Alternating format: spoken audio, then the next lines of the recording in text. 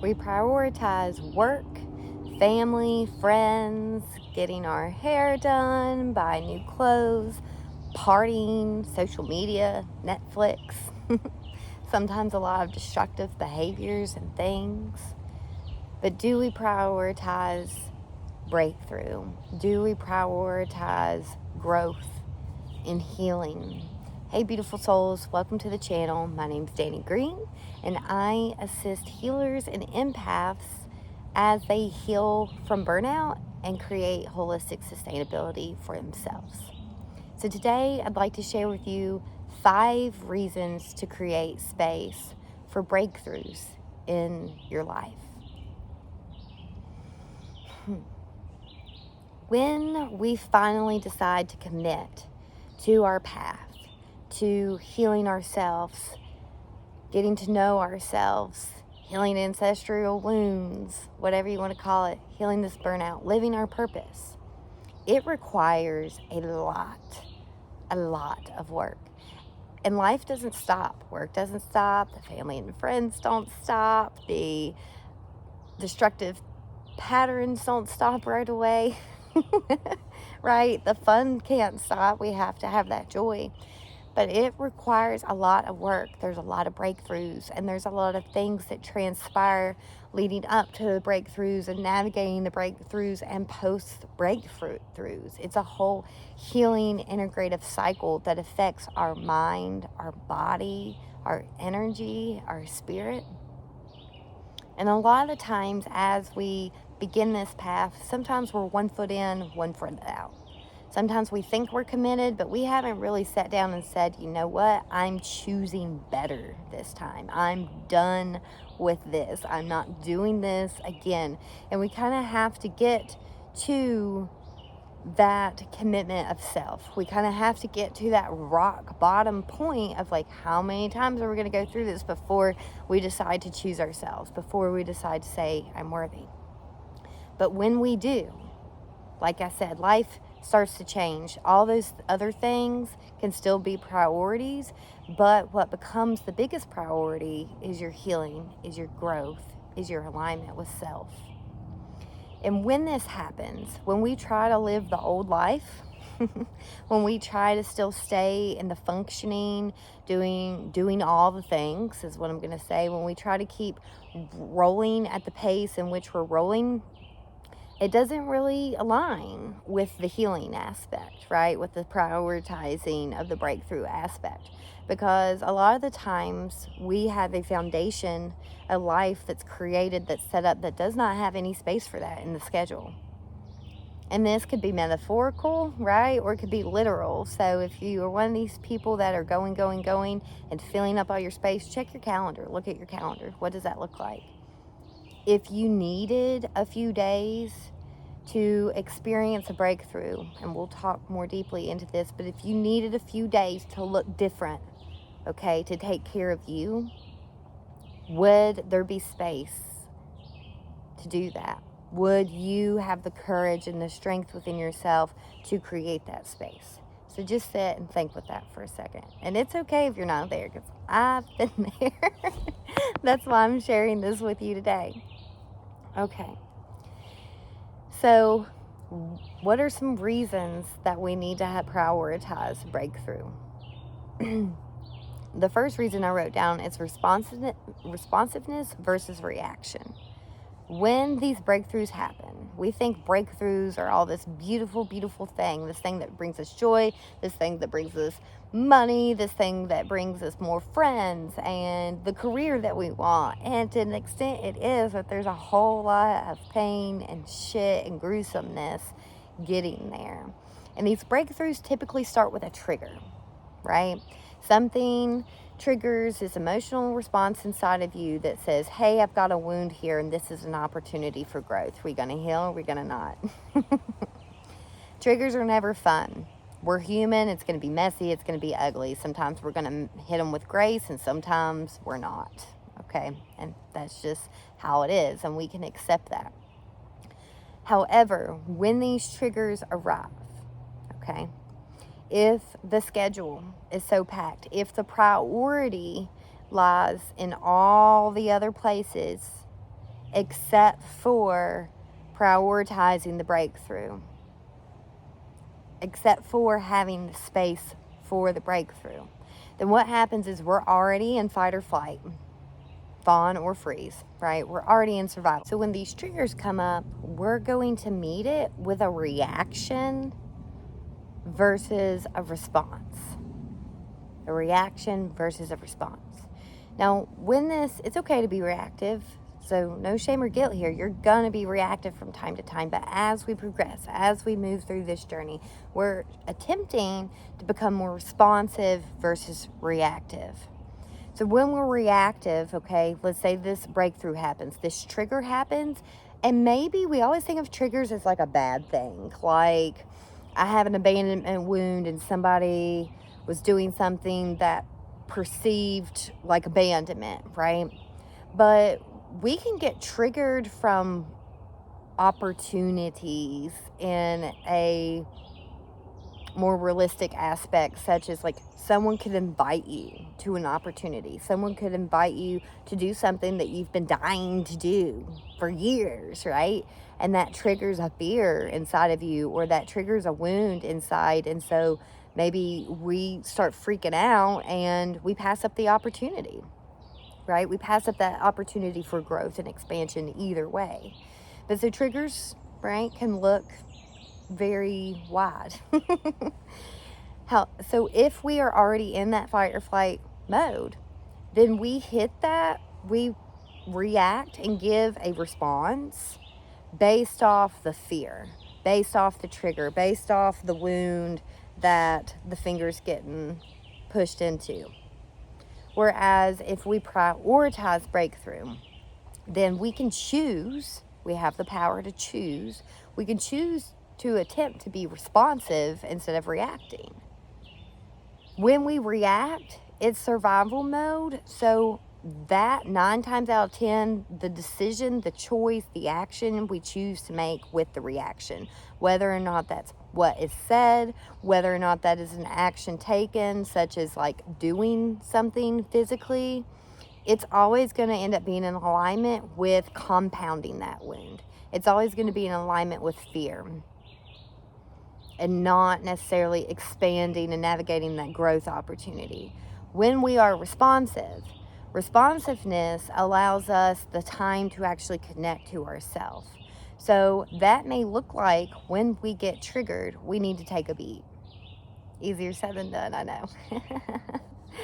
Like I said, it's okay if you're not the best at that, okay? It takes practice. It takes the space and the dedication of navigating and prioritizing these breakthroughs to create the new habit of being able to be responsive. So responsiveness could look like literally saying, I will respond to this in a minute. I need to sit with it. Responsiveness could look like sitting with that and actually hearing yourself. Is this something I want to do? What is my truth? What do I really want to speak? Do I need to set the boundary? Do I need to explain something here? Do I need to say no to an opportunity or yes to an opportunity, even though that might be triggering a fear response either way, even though that might be making us nervous or excited? How can I respond in a way that's in alignment to me? So by prioritizing time for these breakthroughs, we get to start stepping out of fight or flight mode, through which the way that we choose to respond to the trigger, to the breakthrough that's occurring, okay? We get to respond in truth versus react out of fear. Number 2, so the second reason to create space for breakthrough in your life is emotional rejuvenation and integration. Breakthroughs are exhausting.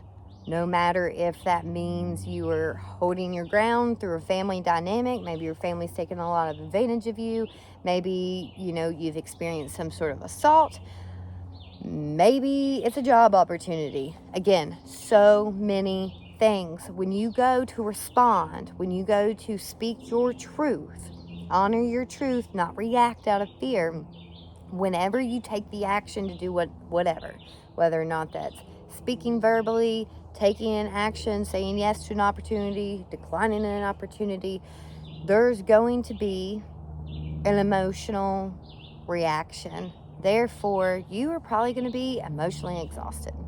I know I am. 9 times out of 10, even if it's a great thing. And a great thing could look like, I'll give this as an example. Justin and I building our little homestead, and we had been asked to share about our homestead and our solar panels and things like that at an Earth Day event. That's amazing. That's not normally something I do, because I normally set up as a Reiki master teacher, and he normally sits up to share about his hikes. But it was this new thing, and this new thing was scary, right? It's always scary, like adapting, getting out of our comfort zone, trying something new, allowing ourselves to expand. But this was a breakthrough opportunity. Does that mean that that was some big thing? No, but it was a great way for us to merge together and to share something that we're passionate about through people that are also passionate about this type of thing. That in itself was a beautiful experience. It was wonderful. We had an amazing conversation, and I'm grateful for the opportunity. Did I come home exhausted from that? I did. Why?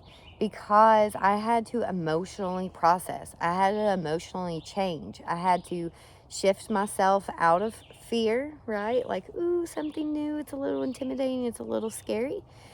Justin and I had to work together on creating a handout and getting comfortable with what we were going to share and express, and creating a little video to share while we were there.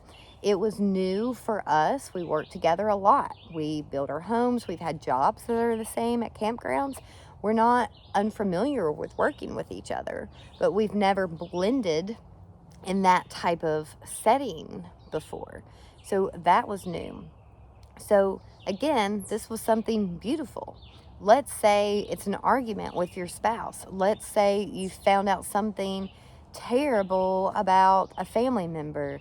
Maybe there's a passing. Maybe someone's ill. Maybe someone's been harmed. All these things, regardless of which side of the spectrum that's on, both are breakthroughs, and they're going to be emotionally exhausting. We need to be able to take the time to rejuvenate and integrate that experience. If we keep pushing through the emotions, if we're emotionally exhausted and we keep pushing, we stuff things down. When we stuff things down, we just continue to compound the blockage. We're not having time to integrate it. And we talk about integration as being able to actually implement it, practice it into your life. Number 3, I wrote energetic weight loss, and this kind of ties into the emotional integration. When we go through a breakthrough moment, when we've had the trigger, we responded or we reacted, we were hoping it's going to be responsive, we chose a different way. Maybe we were reactive, but we still heard somebody out and kind of counteracted that reactiveness. We're growing.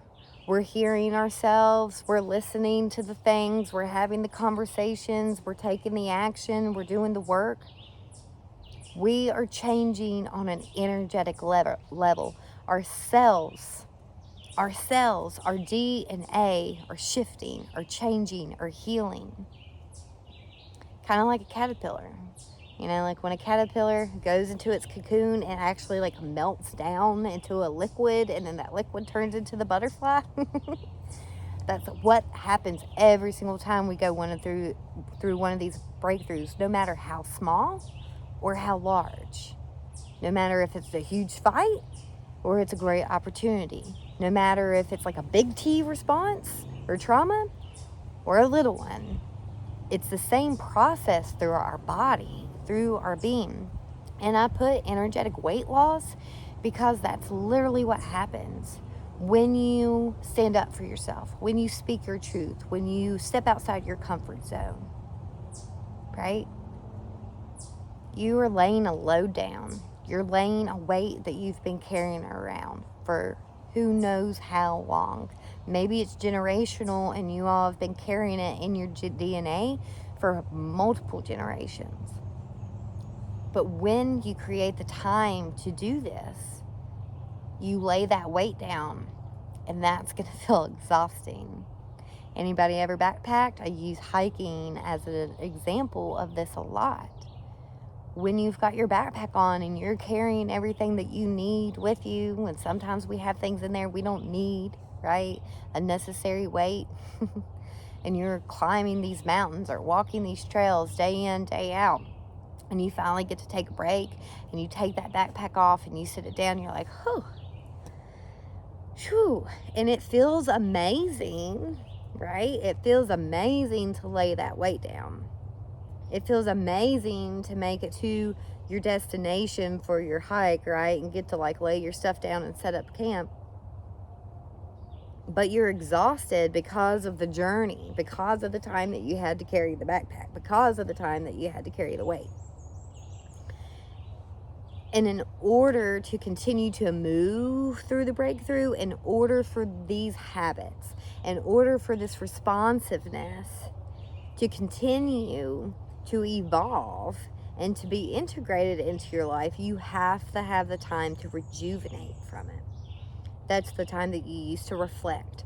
That's the time that you use to be proud of yourself and to celebrate. That's the time that you use to say, okay, this happened and this is teaching me this. Maybe I didn't navigate it like 100%, but next time I know I can do this differently. Or next time I know I need to do this. So we lose a lot of energetic weight.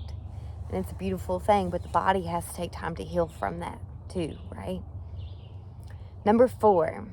So the 4th reason to create space for breakthroughs in your life, expansiveness. Expansiveness. It seems funny to say when we talk about energetic weight loss, about all of a sudden expanding. But every time we go through one of these breakthroughs, every time we have a trigger, every time we have to get out of our comfort zone, every time we have to hold our ground, honor ourselves, hear ourselves, have the hard conversations, take the difficult, scary actions, right? No matter how fun or gruesome it is, there are opportunities to expand. And as we expand, we're expanding our reality. We're shifting our reality. We are manifesting a different life for ourselves. And through the work of energy, expansiveness takes a lot of energy out of us. So maybe that looks like now, all of a sudden, let's say you said yes to an opportunity. Say it was an opportunity that even though it was scary, even though it pulled you out of your comfort zone, deep down in your heart and in your soul, it's something that aligns with you, and so you want to say yes to the opportunity.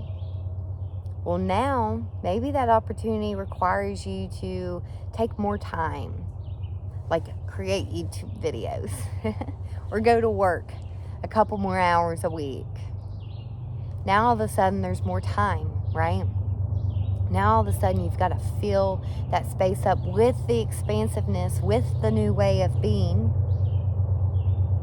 But if that schedule's already full, if that calendar's already full, if we're already going, running full speed ahead, maxed out on all the space, all the time, all the days in life, then where are we going to put that? Right? Where are we going to put it? Maybe you can slide it in. Y'all ever been able to be like, yeah, I'm maxed out, but we'll just add one more thing to the schedule. We'll just create space for this one more thing. We can do that, right? But then that just compounds. We were already exhausted. We were already not being able to prioritize the breakthroughs. We were already not being able to prioritize ourselves and our healing and the commitments that we've made to ourselves, right? So now we think adding more, adding more to it is going to fix that or change that. So hopefully in the expansiveness, if we are overloaded, we can at least create space to let that go. But it's great if we don't have to stop things, right? Like if we didn't start it and don't have to stop it. And I'm not saying to pass up opportunities that bring you joy and love. That's not what I'm saying at all. But if it's those things that aren't really serving, maybe it's taking on like overtime instead of enjoying life, or helping a lot of people that really you don't have the space to help because you need to be able to navigate. Those are the things that could fall away. through that expansiveness. And then the most important, reason number 5 to create space for breakthroughs in your life is self-trust. As we go through each and every one of these breakthroughs, it's trial and error. We're going to navigate some well, we're not the others, right? It's part of our experience. It's just how it is. Every time we choose to prioritize our healing, speaking our truth, navigating these breakthroughs, creating the space for it, allowing for the expansiveness that it brings, even if that expansiveness just looks like more time for you to just chill, or like randomly go to a spa if you need to, right? Lay out here, talk to the birds. Every time we do not prioritize that, we tell ourselves we can't trust ourselves. So the most important reason to create space for the breakthrough is to teach yourself that you can trust yourself. And we have to learn to trust ourselves, right? Before we can learn to trust anybody else. Anybody have trust issues? I have. I still do. The more that you commit and show up for yourself, the more that you can be responsive, not reactive. The more that you allow yourself to emotionally integrate, the more that you allow your energetic body to let go of that weight and that baggage, and you allow your life and your being to expand, the more you're going to say, I've got this. The more you're going to feel comfortable making those decisions and those choices, speaking your truth, setting the boundaries, all of those things, clearing the calendar. You're going to trust yourself because you're going to have proven to yourself that when you do these, when you create and prioritize the breakthrough, that it turned out wonderful. May have been hard, may have been lots of tears, may have been exhausting, may have been grueling, may have made you face a lot of fears. No one said it's going to be easy. It's not going to be easy. It's going to be worth it. So through this, you develop the self-trust. The more self-trust you have in yourself, the more you're going to be able to prioritize these breakthroughs, the more that your life is going to start aligning with what your heart is calling for. The more you get to show up as your authentic self, the more that these connections are going to honor these things, the more trust you're going to have in others, because you'll learn that if you trust yourself and you allow yourself to trust another, that it's going to be okay. Maybe they break your trust, but you're going to trust that was for the right reason and you needed that lesson. Or you're going to trust that it's okay to be discerning or to use some boundaries with people.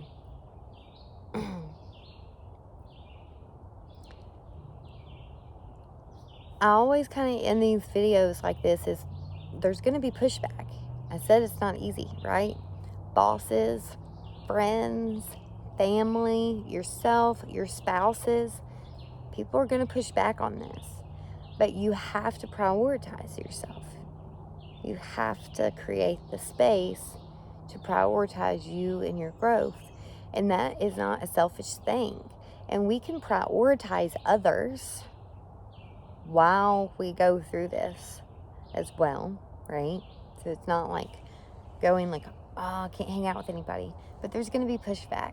And I do want to share when I started prioritizing myself, because it was exhausting. I was going through a lot. I mean, I hit rock bottom in every single wound and fear, negative thought, negative belief about myself just exploded. It was like I opened Pandora's box. Here's your shit. Here's your wounds. Sink into the deep abyss of the swamp.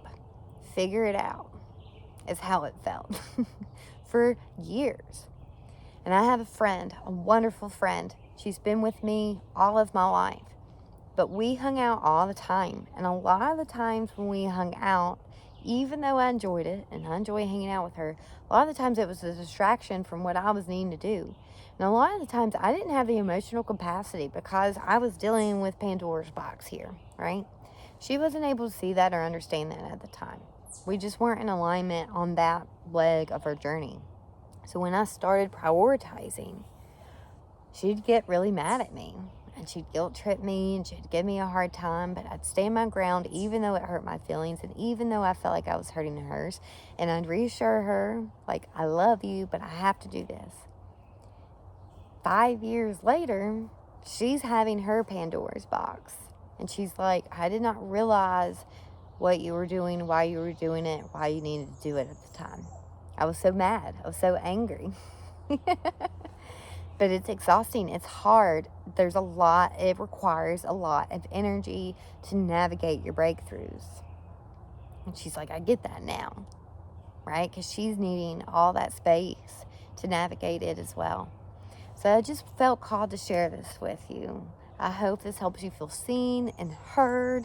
If it did, and you feel called to give a thumbs up or to subscribe, that helps these messages just get out to all those that need it, so that we can heal from the burnout, and so that we can become holistically sustainable in our self-trust. You are never alone. You are always worthy. Until next time, love and light.